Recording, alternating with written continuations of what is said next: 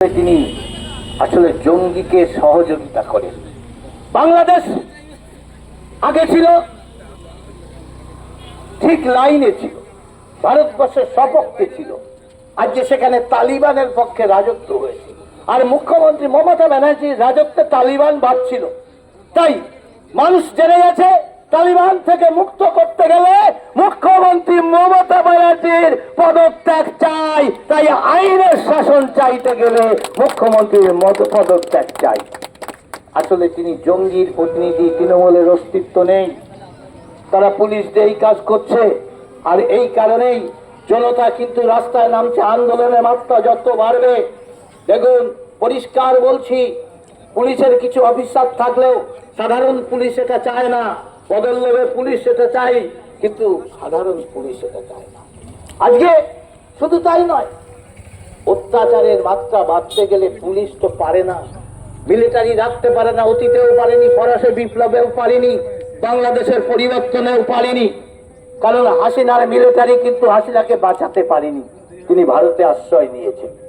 তাই ভারতকে রক্ষা করতে গেলে পশ্চিম বাংলাকে বৃহত্তর বাংলাদেশ যাতে না বানায়, ইসলামিক রাষ্ট্র যাতে না বানে, তার জন্য মমতা ব্যানার্জির পদত্যাগ চাই। জনতা তাই রাস্তায় নামছে। তাই ওই বাংলাদেশের বদলা যদি নিতে হয়, মমতাকে হটাতে হবে।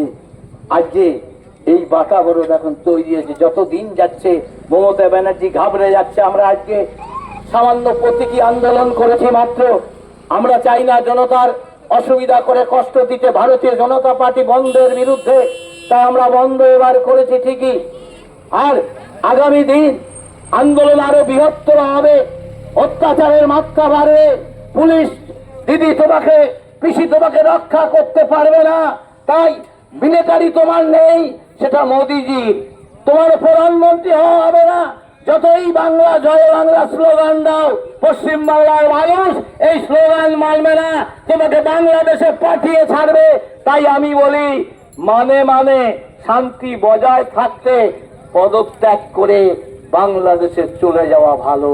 তাই আওয়াজ মানুষ তুলেছে, গান বেঁধেছে, ও দিদি তুই চলে যা, না ও পিসি তুই চলে যা, বাংলাদেশে চলে যা, একেবারে মানাইছে না রে, তুই জামাতের মধ্যে চলে যা, তালিবানে চলে যা, এখানে তোর স্থান নেই।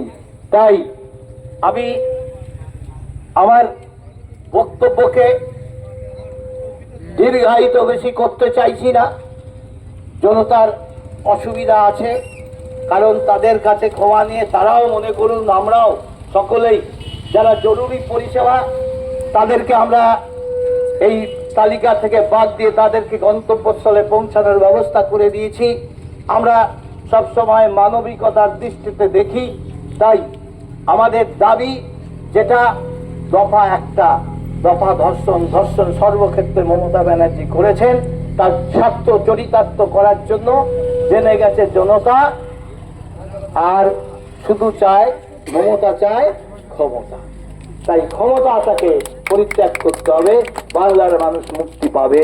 স্বাধীনতা সংগ্রামে বাঙালি যখন লড়াই করেছে, ব্রিটিশের অত্যাচার বেড়েছে, বাঙালি জীবন দিয়েছে, হাসি মুখে ফাঁসি কাটে প্রাণ দিয়েছে। আজকে সেলুলার জেলে সবচাইতে বাঙালি একা 400, আর সব মিলে 693। বাংলার মানুষ লড়াই করতে জানে। তাই একবার বাঙালি খেপলে, পথে নামলে, সেখান থেকে সাফল্য না আসলে সরে না। তাই দিদিকে আবারও বলবো, এইটা ইতিহাস পর্যালোচনা করে আপনি আপনার জেদ থেকে বিরত হয়ে 15 বছরের জন্য নির্বাচিত হলেও মাঝপথে আপনি ছেড়ে দিন, পদত্যাগ করুন, জনতার ভাষা বুঝুন। এইটুকু বলেই আমি আমার বক্তব্য শেষ করছি। ভারত মাতা কি জয়, ভারত মাতা কি জয়, ভারত মাতা কি জয়। জেনে গেছে জনতা, জেনে গেছে জনতা, জেনে গেছে জনতা, ধর্ষণকারী মমতা, জেনে গেছে জনতা, জেনে গেছে জনতা। ভারত মাতা কি।